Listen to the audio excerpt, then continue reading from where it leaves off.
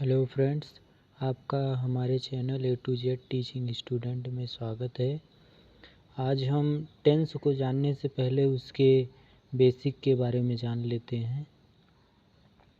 तो translation, saying और writing something said in one language in another language is called translation.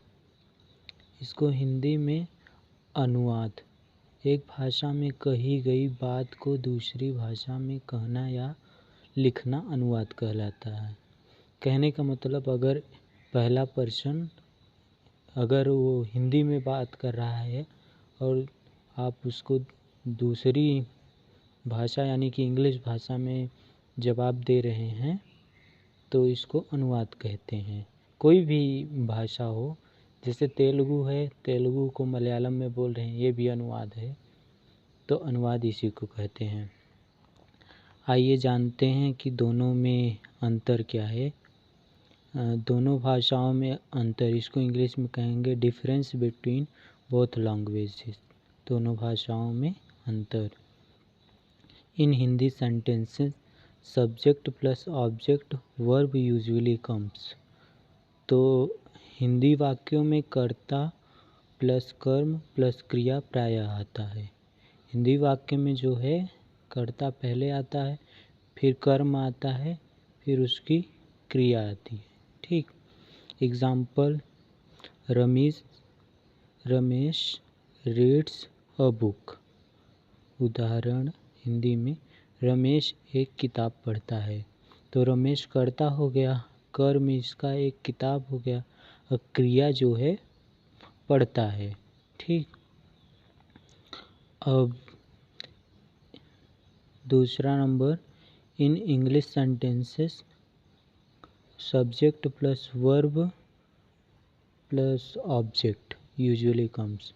अंग्रेजी भाषा में कर्ता प्लस क्रिया प्लस कर्म आता है। ठीक। आइए इसका एग्जाम्पल जानते हैं। Sita is a beautiful girl. Sheela क्या है? Sheela is a beautiful girl. तो शीला इसमें सब्जेक्ट हो गई। वर्ब कहिए या हेल्पिंग वर्ब, क्योंकि हेल्पिंग वर्ब एक वर्ब की ही तरह कार्य करता है।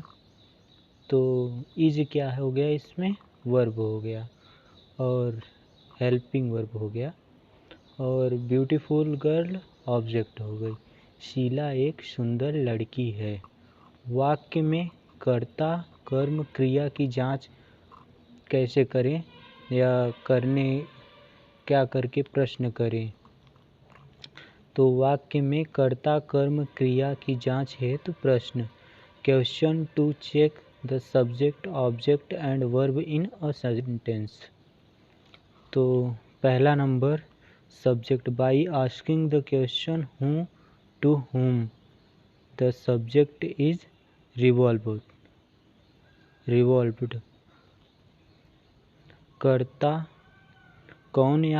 कर्ता को पहचान करने के लिए कौन या किसको का प्रश्न करने पर कर्ता का पता चलता है। कौन या किसको का प्रश्न करने पर कर्ता का पता चलता है। अब जैसे पिछले एग्जाम्पल में रमेश एक पुस्तक पढ़ता है, तो रमेश को कौन पढ़ता है? रमेश। ठीक। किसको पढ़ता है? बुक को। कर्ता हो गया। ठीक। अब ऑब्जेक्ट का, बाई आस्किंग द क्वेश्चन